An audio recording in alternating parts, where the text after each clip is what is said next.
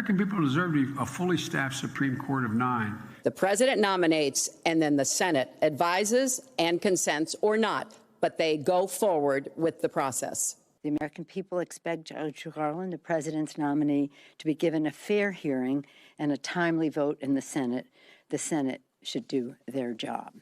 Every day that goes by without a ninth justice is another day the American people's business is not getting done.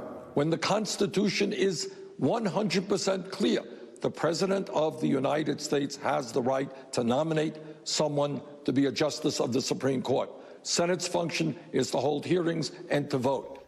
Could this year get any f***ing worse? Ruth, you just had to make it to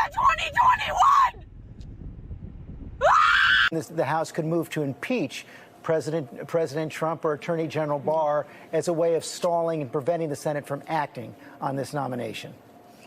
Well, we have our options. We have arrows in our quiver that I'm not about to discuss right now. To be clear, you're not taking any arrows out of your quiver. You're not ruling anything out. Good morning.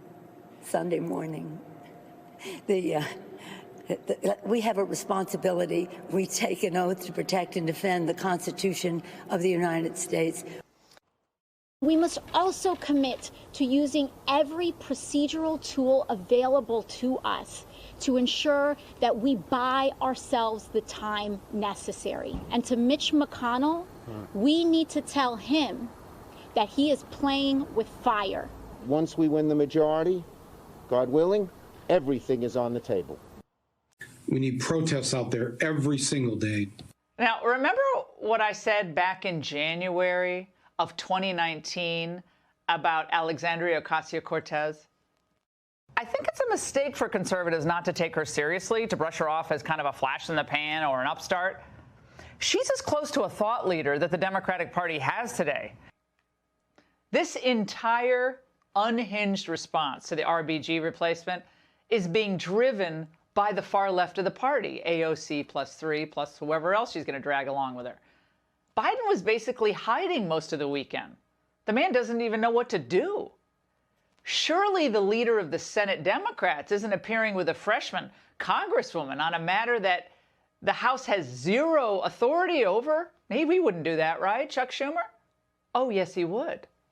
Would you be in support of potentially renewing talks of an impeachment hearing, either against the Attorney General or the President? We must consider, again, all of the tools available to our disposal, and that all of these options should be entertained and on the table.